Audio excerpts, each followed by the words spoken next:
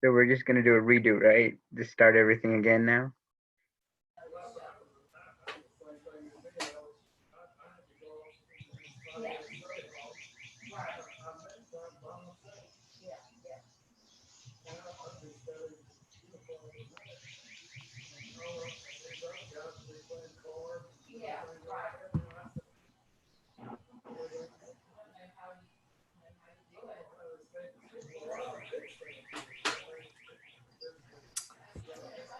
All right, cool.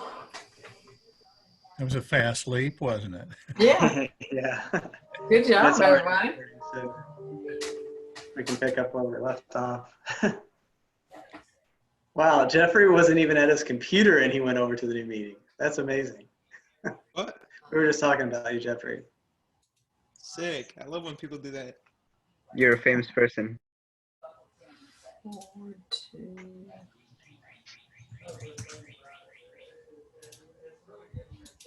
All right, and Christiana, let me see if I can just make you, well, I think you should be able to go ahead and share your screen again with no problem.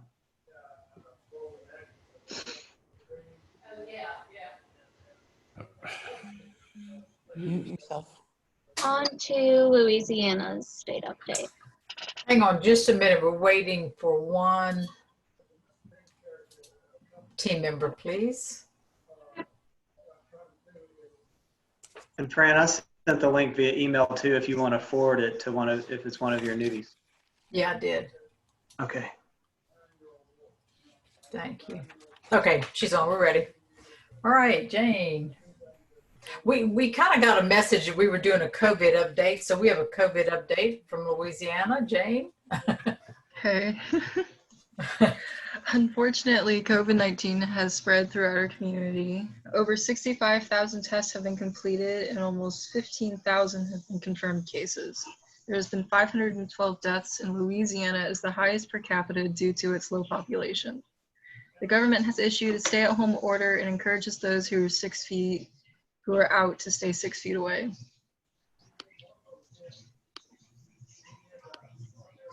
Yeah, Wow. we're winning.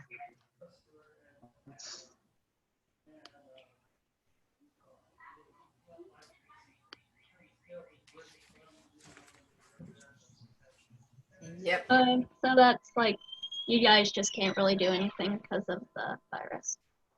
What's that? You guys just aren't really doing anything because you can't meet for the virus. Well, we're doing a lot of online meeting.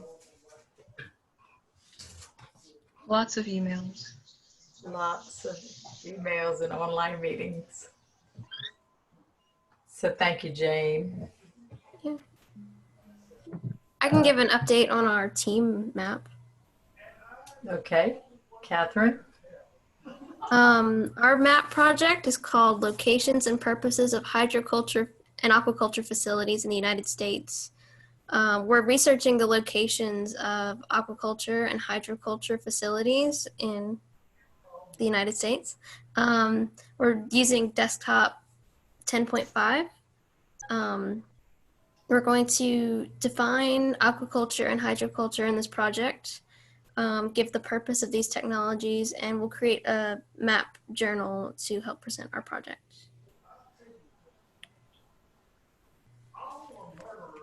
Would you please clarify the difference between aquaculture and hydroculture? Yes. It's aquaculture, Okay. right? Yes, aquaculture is growing fish in water and then using the waste from the fish to grow plants. And hydroculture is growing plants in substances other than soil. So we've seen, there's examples on the internet of people using clay beads. There's a jello-like substance called phytoagar. It has all the nutrients that soil does, but it's compact and you can grow plants in petri dishes. Fantastic.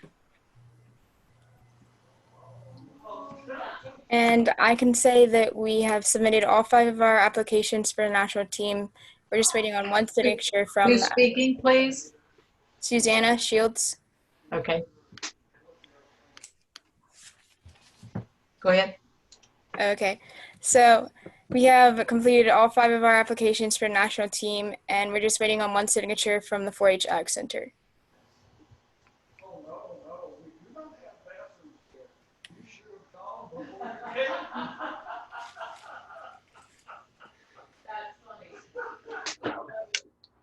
Thank you for clarifying the difference between those two.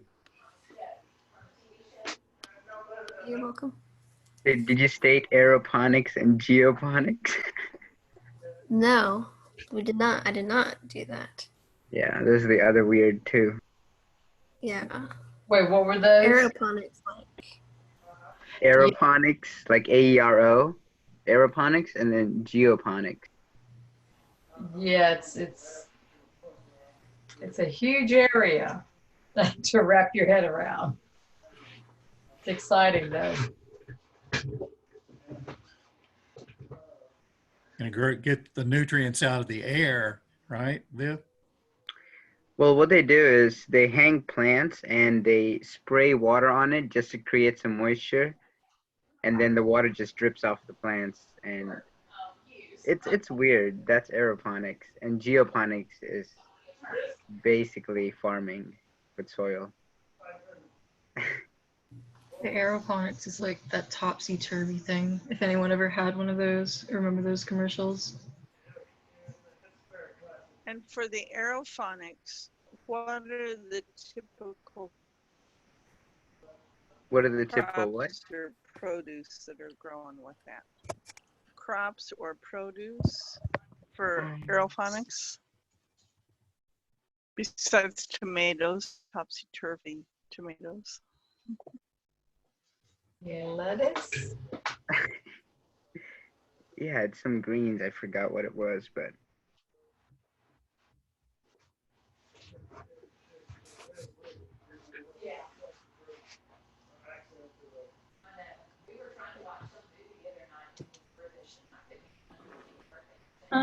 Is that it for Louisiana's update? Yeah, so we expect to get that other signature any minute and send our applications in. All right, next up is Tennessee. Ben, if you want to take that one, you can. Sure. All right. Well, we've been very busy lately. Even though we've all been at home, we've been having weekly meetings on Fridays. We've decided to move it to Thursdays just to schedule, scheduling works a little better with our team that way. But we recently heard back from the state competition. The Unicoi County team received first place in the state competition. And so we are very thankful and glad for that.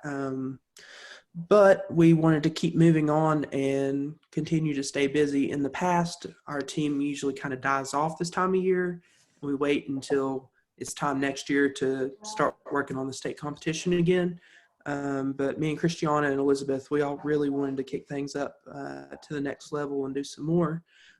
So our next project is we are redoing our downtown Irwin walking tour map that we did, I can't remember if it was a year or 2 years ago. Anyways, this map is just, it's a walking tour. It highlights the businesses like the entertainment, the shopping, the dining, that kind of thing. And it also brings light to some of the historical and like landmark places.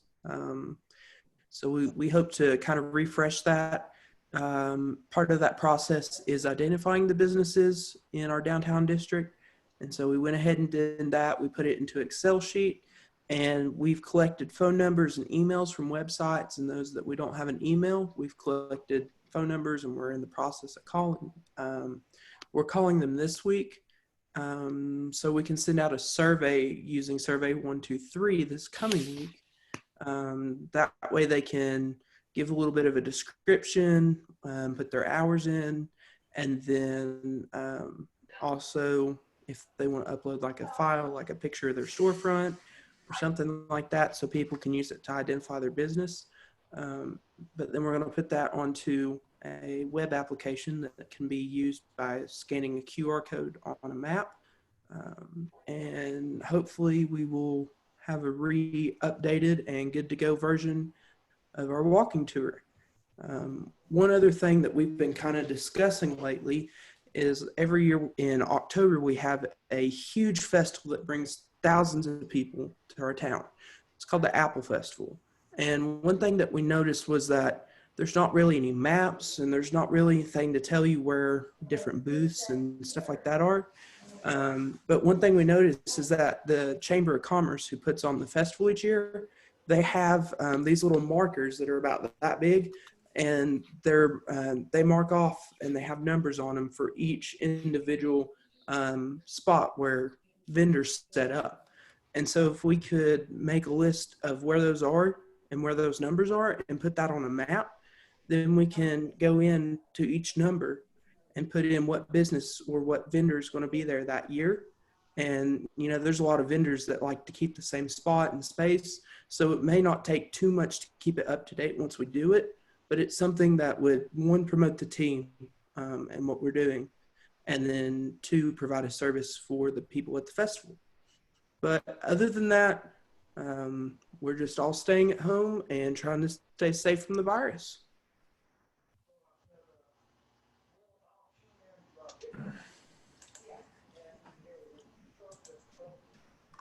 All right. New York. Kelly, do you want to go first or do you want me to go first? I can go first. Just to update that we started our statewide geospatial team with our first Zoom call, and there was about 10 youth that were interested, and we had about 6 that were on there. We're going to be sending out tutorials for them to work on through a Moodle workspace so that we can keep all the information in one area. And we'll have another call with them in a couple of weeks to go over the tutorial that they did and teach them something live. And the kids seem to really enjoy getting on the call and talking about what kind of things we can do. We played with all the different functions within Zoom, doing a poll and the whiteboard and stuff like that. So and there was something, we have all of our applications in for the trip to Esri, but Cornell has put a stop on any face-to-face interactions through July 12th. So that kind of bumps us right up against the Esri conference. So I'm thinking as far as travel to that this year probably is not going to happen for New York. And most states reported that at a meeting we had this morning too. Most states are in that situation. And Esther will probably explain more about that later too, what's happening with Esri. Yep. So Jeff, it's all you. So does that Well, sorry, impact? go ahead. Go ahead. Kelly, I just wondered if that impacted all of your county fairs in New York as well. Right now, things are really up in the air. A lot of our knowledge contests in the livestock areas have been canceled. Clinics, shows, some of the county fairs that I think our earliest one is like 4th of July weekend. But not all of them are state driven. Some of them are private. So, you know, that's still kind of up in the air. So all of our staff are working from home at this point. The youth It's are all likely out of that when school. things begin to go back to normal, that still large group activities won't be part of that. Right. So, and I know for the county that I'm in, I don't know about Jeff's, our county fair is like 2 weeks after the Cornell cutoff. So I'm not sure what will happen with that. Thank you. But, yep. I don't know about my county fair. My mom might know more about that than I do. But I don't have any personal updates. I haven't started yet on a individual map, but I do have a lot of ideas on what I want to work on, what I want to focus on. It's definitely something to do with high school graduation. Maybe even something about high school graduation this year, because that's definitely Ooh, a thing that's going to be heavily impacted by what we're going through right now. facts.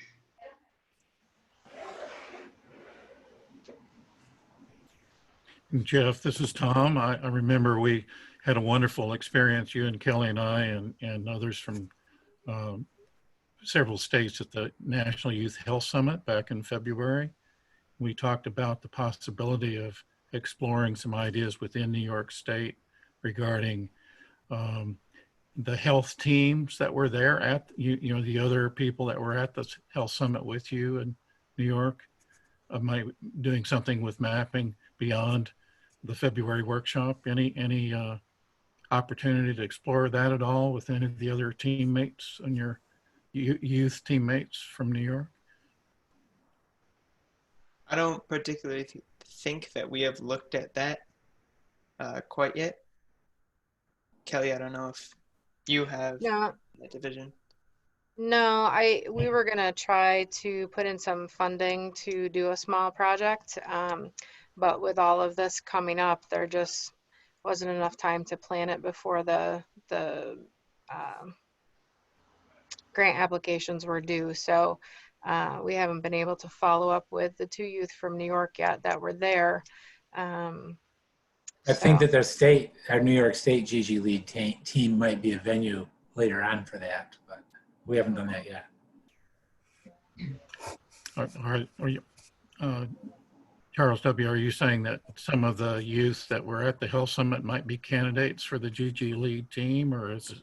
No, in New York State now, we have initiated a new statewide club, kind of, very similar to this national one, for those of interest in counties across the state. And we had our first meeting. Kelly was reporting on that a minute ago. We had our first meeting, and the agenda for future meetings is still, you know, we're still working on it. We're going to be doing a number of different things, and I'm just saying that maybe that would be a venue for at least reporting on what happened with the National Health Summit and see what the interest is. I don't know. I'm just kind of brainstorming right now. Good. Thank you.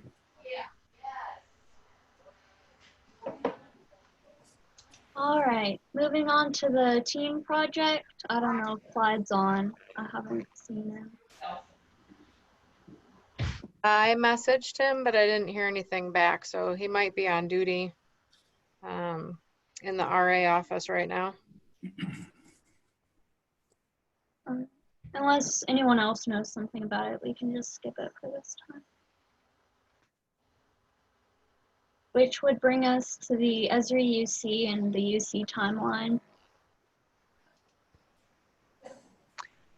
So Esri, this is Esther. Esri is still planning ahead as though the conference would happen. Simultaneously, we're also planning ahead for a modified conference that would be delivered virtually, because we know that a lot of people will be unable to travel, and 20,000 people is definitely a large group.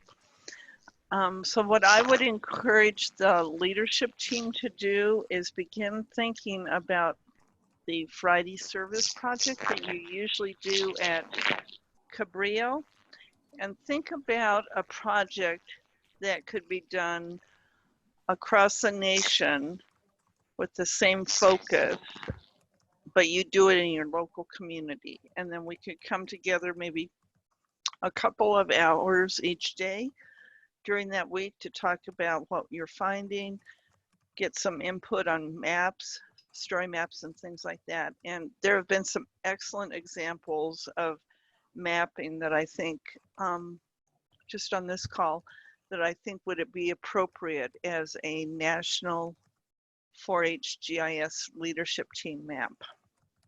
So just be thinking about that, and maybe we can talk about it more in May when we know more about both the conferences, where your states are, and if Cabrillo might be open by then.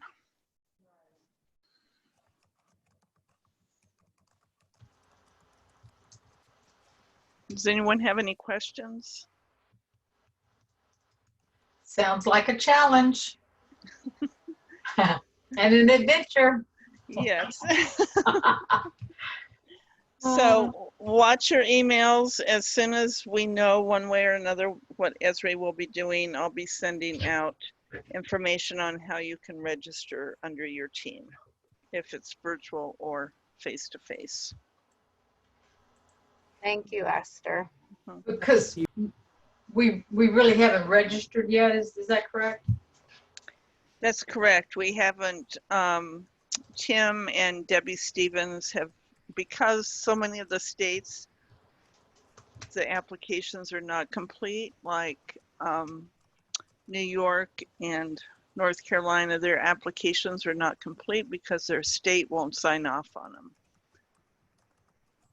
due to travel restrictions. So we're just kind of putting everything on hold until then. Okay. So as we say in Colorado, keep your knees bent, because when you're skiing, you never know which way you're going to turn. Okay.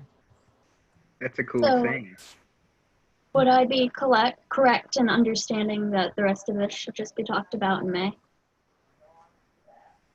When we know a little more? Oh, the rest of the Esri conference? Yeah. Yeah, that's correct. I don't think we've even sent out the paper acceptances yet because we wanted to wait until things were in a better place. What's happening in the rest of the world, there's an American Association of Geographers conference. It's this week and it's in Denver. They usually have about 8,000 people attend. They have gone completely virtual. So all of the presentations by the presenters as well as exhibitors and all of the tech workshops will be done virtually. So that might be something that Esri will look at as a model if we decide to do that.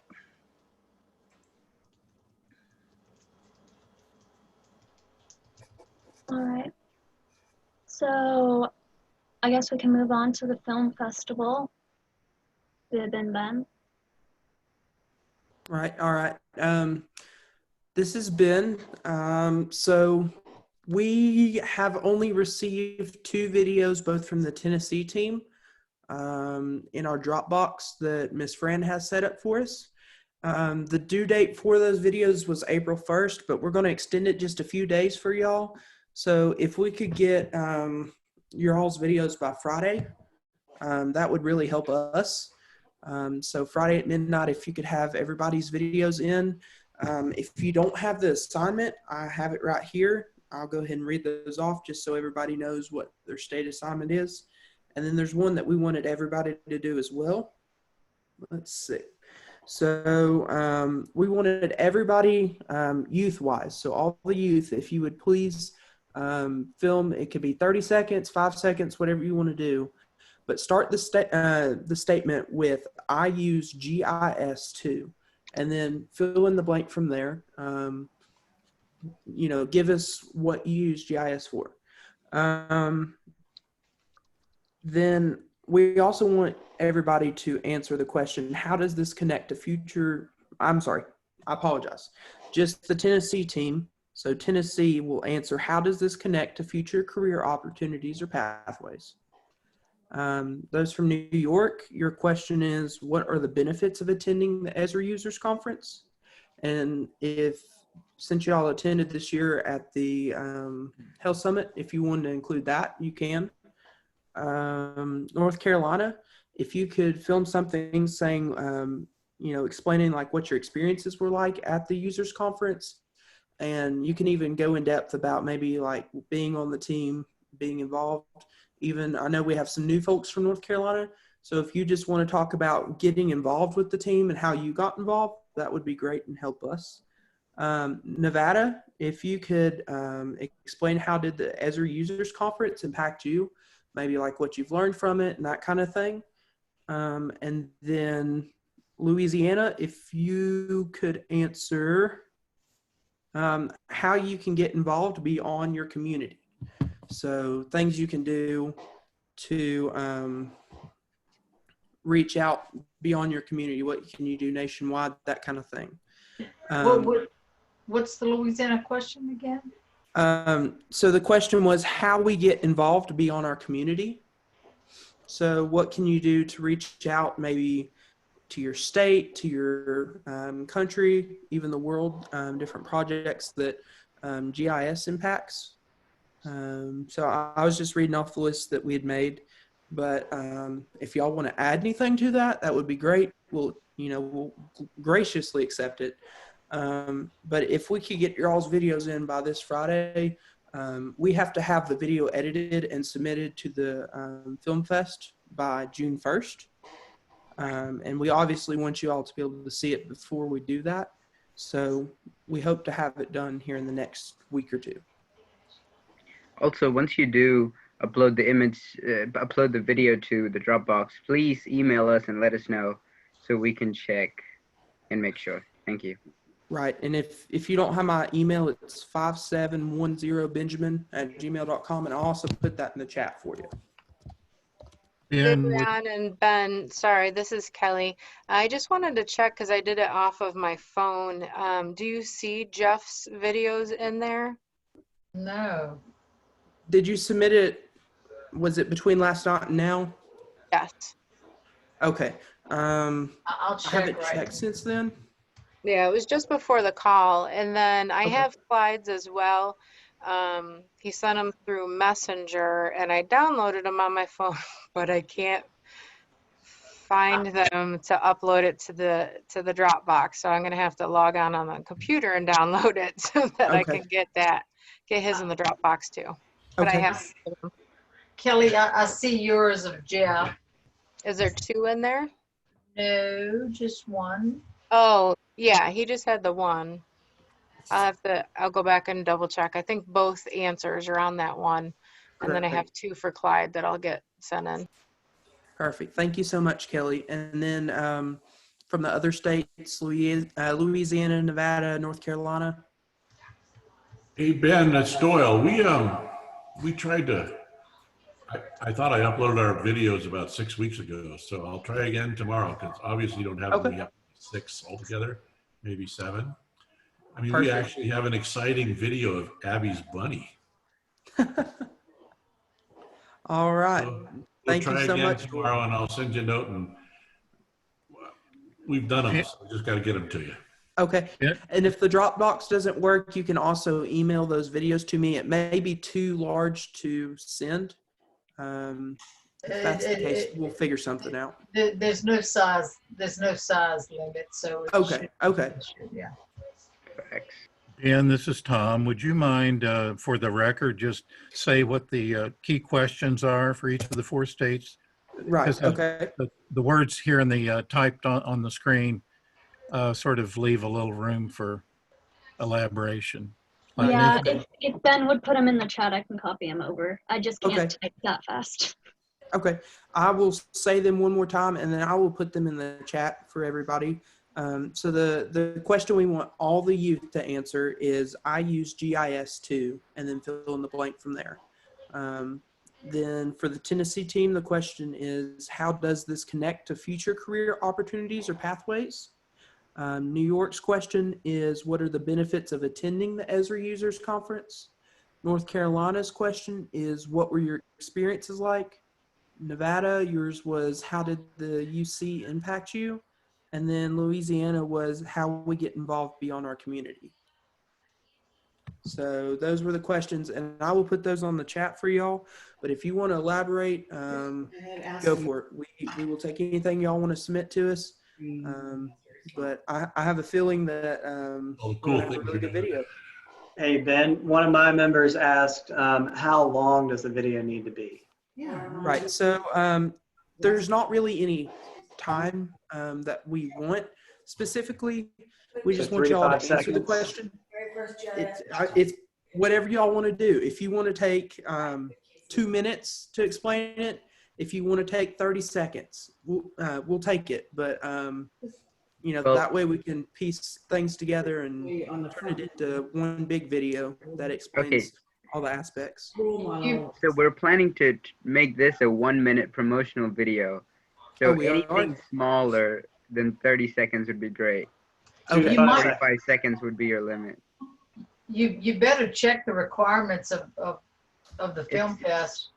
It's a 1-minute promo. Okay. Okay, it's a 1-minute promo. So Well, then, yeah, we will say that. take what you all want to give to us, Raise a little and from cat. there we're going to cut it down and slim it to what will get the message out. So, like Vid's demonstrating, we are going to karate chop and splice and put together things in a way that will make it short and sweet. We'll see how it goes. All right. I think that's got us covered. I will type that up and send it in the chat so we can put it in the notes. But thank you. Thank you, Ben. Bib, thanks. No problem. The kids didn't even log on. All right, so the monthly training for tonight is just something really simple, and it's how to do drive time analysis on ArcGIS Online. And it's very simple. For what I have here, I just have the 4 elementary schools in my county, and how to run the analysis is you click on the analysis button. You would go to analyze pattern. No, you wouldn't. Use proximity.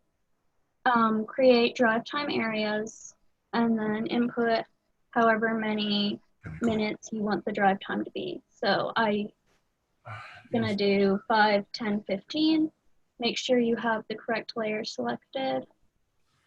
I'm gonna dissolve the layer and run the analysis. How many credits does it take? That's No, don't stop it. Don't stop it. Yeah, I think it's like 5 maybe. Okay, I was just. Yeah, it's not a lot.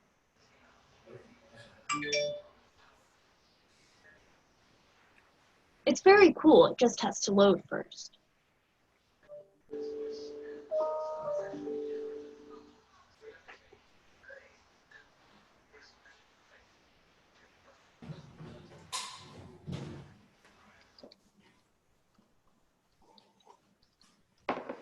So as you can see here with the purple, it's a little hard to see, but the lightest purple is your 5 minutes, and then the slightly darker purple is 10, and then the darkest, like over here, is 15. And it's just a way to see where, for example, with this, how far parents are having to take their kids, or how long our bus routes are having to be to get to an elementary school. Because like the elementary school over here serves like over half the county, and we have 2 that are so close together. So it's just a way to show how things can be improved, moved around. Any questions? Christina, this is Tim. You want to tell people why the roads don't go very far in your county? Yeah, most of our county is national forest. So like if I zoom in over here, all of this is forest. This blue stuff is the different rivers. I mean, just most of it is national forest. There's like 1 road that goes out and into places. So it's not that the analysis is broken. It's that our county is very full of forests. See. So, Christiana, is this the same as putting, was it drive time analysis?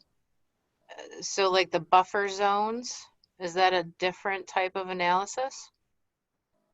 Within the analysis, you can do buffer or overlay. So buffer, it just kind of merges where they like knock together. So like example, these 2 that are pretty close together, whichever one it is closer to is going to be the color that's shown. Does that make sense? Kinda. So for those of you that have never done drive time analysis, if Christina clicks on analysis and goes back to that menu, there's quite a few options you can use for drive time analysis. And I'll wait for it to show up. Okay, so you can do it by driving time, driving distance. You can do it walking. You can do rural driving, truck driving. You got to, and I think even emergency vehicles may be an option still, but you can do it for various things.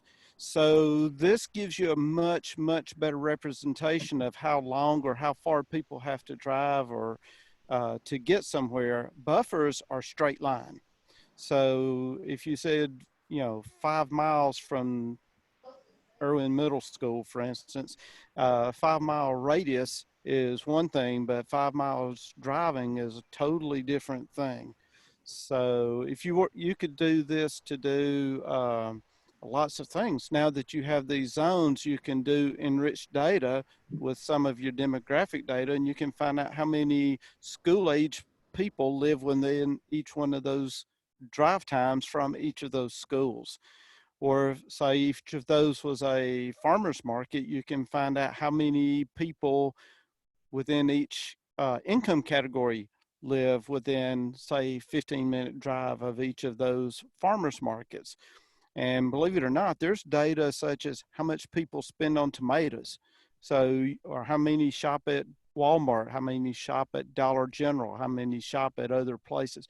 All that data is already underlain in the databases in ArcGIS for you to pull out and use in your community. Christina, this is Tom. Who will your audience be for this map in terms of you're taking it in and saying, hey, listen, look what we've done here. This is going to, would this be helpful to you in rescheduling or redoing bus schedules or whatever? And have you thought about who the target audience is and some potential questions that it might answer for them? I haven't a whole lot. If I'm honest, this was just the first thing I thought of. We don't have a lot of stuff in Irwin. The 4 elementary schools is probably the most of one thing that we have. So it was just something that I could show within an area that I knew. But you could take it to the school board and say, hey, there's a lot of people in this area that are pretty far away from the schools. Or you could say, you could probably put a bus route layer down and say, hey, there's a better way to do these bus routes. Good, good. Excellent.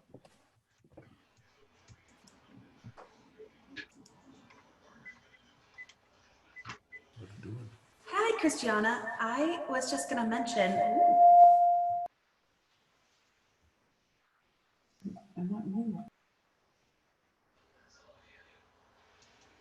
This has been, you might have to turn the sound off on one of the computers.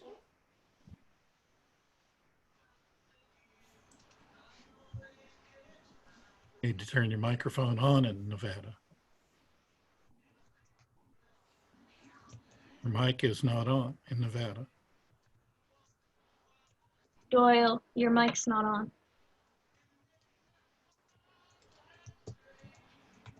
Try again. Okay. Perfect. The better.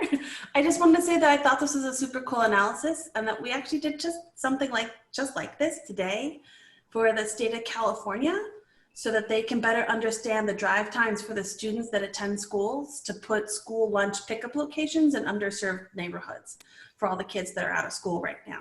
So that's really cool. Good job. Thank you. It is a good job, Christiana. You're still not muted. I need to mute. I guess we could move on to the next thing now, which is just, does anyone have any other business that we haven't covered yet this meeting? Well, this has been, I was talking with Vib last night. We may want to put together some kind of guide or something for moderators. So maybe if we wanted to put a committee together tonight to get started on that, if everybody thinks that's a good idea, just kind of a standard. So whenever you volunteer, like let's say tonight, whoever volunteers to be the next moderator or facilitator, they could be emailed the copy of the guide. That way they know what to do, weeks in advance. They know what to do the week of. They know what to do the night before, that kind of thing, just so there's no confusion or anything. And it would overall help make things a little bit smoother, in my opinion. Good idea. Let me encourage us, rather than starting a new project tonight, it is already after 9, so we may want to table that. Right, and that's what I was saying. If we could make like a committee tonight, just if we could get 2 or 3 people to volunteer, I wouldn't mind helping myself since I've moderated before. But if we could just get a few people tonight, then we can schedule something at a later date. Does anyone want to volunteer to do that? Christiana, you're the chair, so you can designate some people. What is it for exactly? It's to make a kind of manual for moderators, just kind of a guide of how to do it.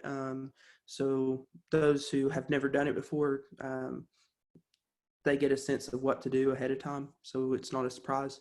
Because the first time I moderated, it was kind of somewhat confusing to figure out what to do. And it took a lot of time. So if we could do something like that, I think it would greatly help. 1, it would make it easier to moderate, and 2, it might encourage those who might not usually moderate. It may be more encouraging and attractive to them to host a session. And this is Debbie. And what we're doing with a lot of these new manuals is we're working with them in AmeriCorps. We're working with them at the college right now since we've switched completely to distance learning. And it's really nice because then instructors or students or people in our different organizations who are replaced every year, we have, turnover all the time. These manuals are great. So this is a great idea. That way you don't have to reinvent the wheel and you have some continuation and some consistency. So I think this is a great idea. Thank you, Debbie. So do we have any volunteers for that? I'll volunteer myself. I know that we've got a lot of great moderators on the call tonight that if you all are interested. I'd be happy to volunteer. Great. All right. Thank you, Jeff. Anybody else? I'd be happy to help out. Okay. Thank you, Doyle. All right. Anybody else? Happy to help out however I can. Thank you. Can I play assistant, volunteer? Right. We're looking for volunteers, those, who want to help put together the guide for moderators. All right. Speak now or forever hold your peace. Thank you so much. I'll help out, Ben. Okay. Thank you, friend. All right. I think that's good. If anybody else wants to join in, just shoot me a text or email later. But if you all check your email, I'll be communicating with each of y'all to see what a good time would be to meet so we can get started on that. Thank you. All right, so the final thing of the meeting is picking the moderator for next week. Does anyone want to volunteer? Next month. What's the date, please? May 4th, I believe. May the 4th be with you. Indeed, indeed. Ha ha ha ha. Good one there. Nerd. I try, Jeff, I try. Will we be continuing to use this Zoom platform? What state hasn't in a while? I think it was Tom's platform. Yeah, and there's already an invite out to everybody. So if we just continue to use the same one, that's fine. I think the biggest things to be paying attention to are if you put a link in the chat box, announce that you're putting a link in the chat box. Don't click on anything in the chat box that somebody didn't check on. And thank you, Tim, for ensuring that the folks who were in the meeting were actually our people in the meeting. Wait, what? are you Yeah, talking about? and I got a malware during this meeting. I actually had to shut down. It is still popping in right now. I got to figure out how to take care of it. But so I don't know if it's related to Zoom or not, but it says that my endpoint service has crashed. Yeah, so we haven't had anybody in here that hasn't belonged in here. And so unless you clicked on a suspicious link, which I haven't seen any suspicious links in the chats, then I think we're okay. It's There been a is big this problem. app called Malwarebytes so you could get, and it like scans your whole computer and it will like isolate all the viruses and stuff if you would like to do that. What is that, Susanna? What It's one? called Malwarebytes. Yeah, I have that. In Okay. fact, I tried doing it. I shut down and I started back up. So I have help on campus. Yes, sir. Good luck. All right. Well, if nobody else wants to volunteer to facilitate, I don't mind to for next month. Thank you, Ben. May I nominate an agenda item for next month? Of course. Yeah, this is Tom, and the idea is that we are in a national health crisis right now.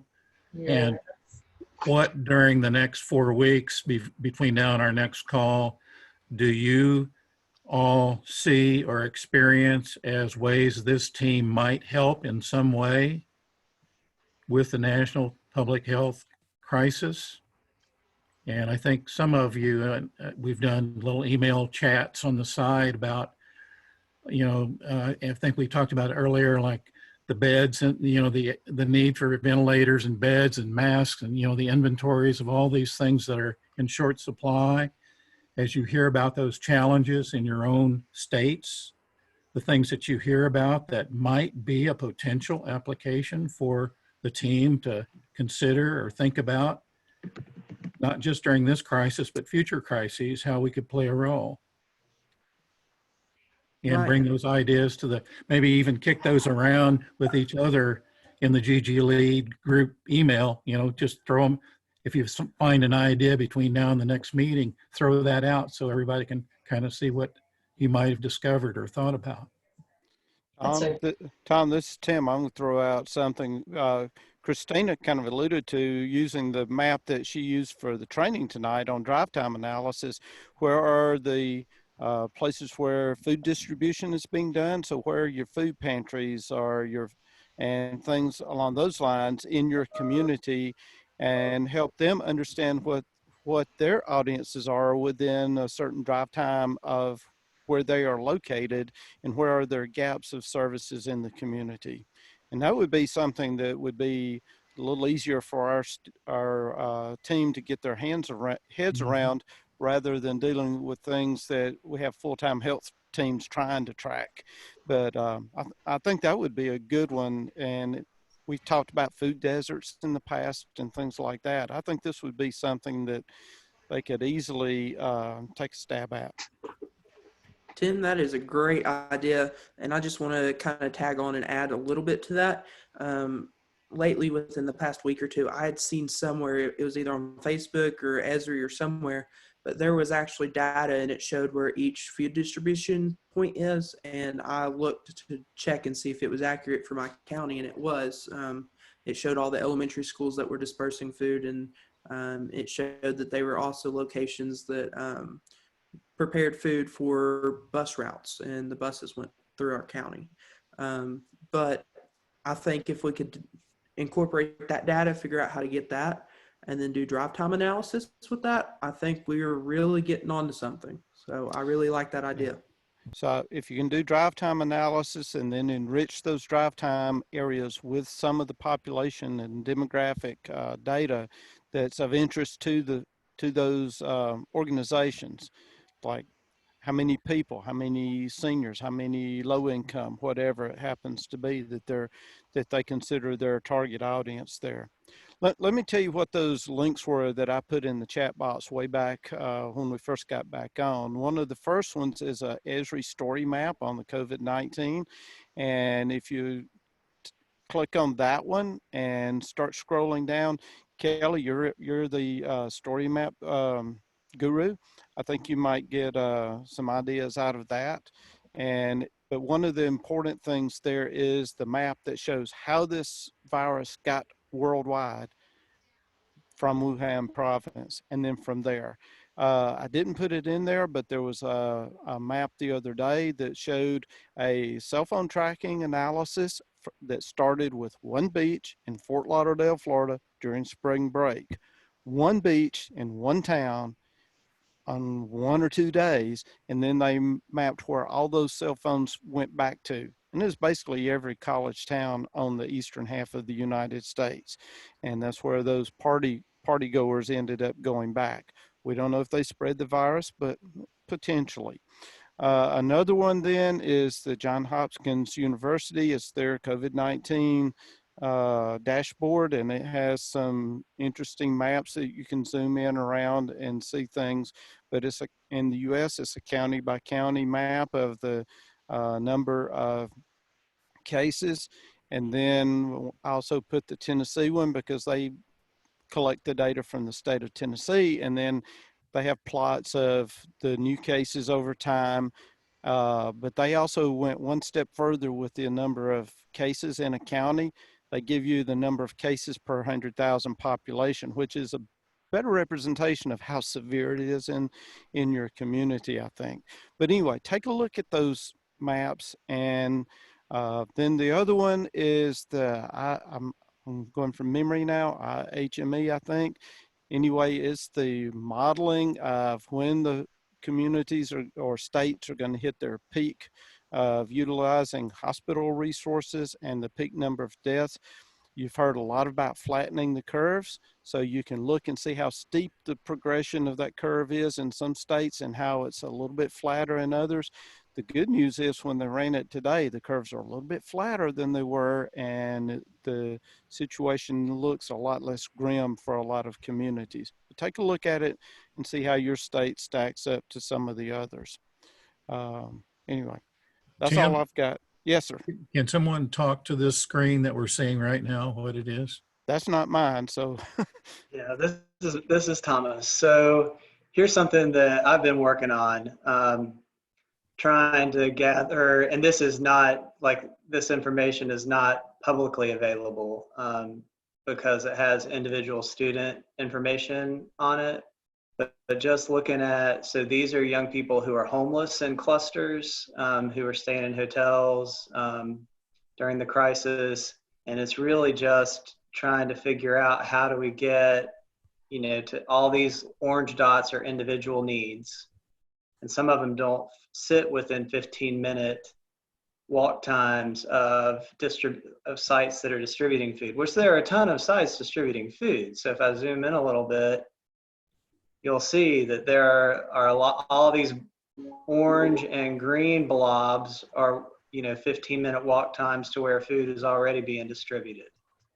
But you see the gray ones are just Wake County schools where food could be distributed. But then there are a lot of people who aren't even in those ranges. Mm-hmm. So this is a stab to kind of take a look at just some of the things we were talking about. So I thought I'd share that. That's outstanding. Sad, but I mean, good work. Yeah, thank you. That's a really good model, worthy of emulation. Thomas, where you say you're revealing individuals' identities here? You mean the red dots or something? Yeah, the orange dots are actual specific locations of where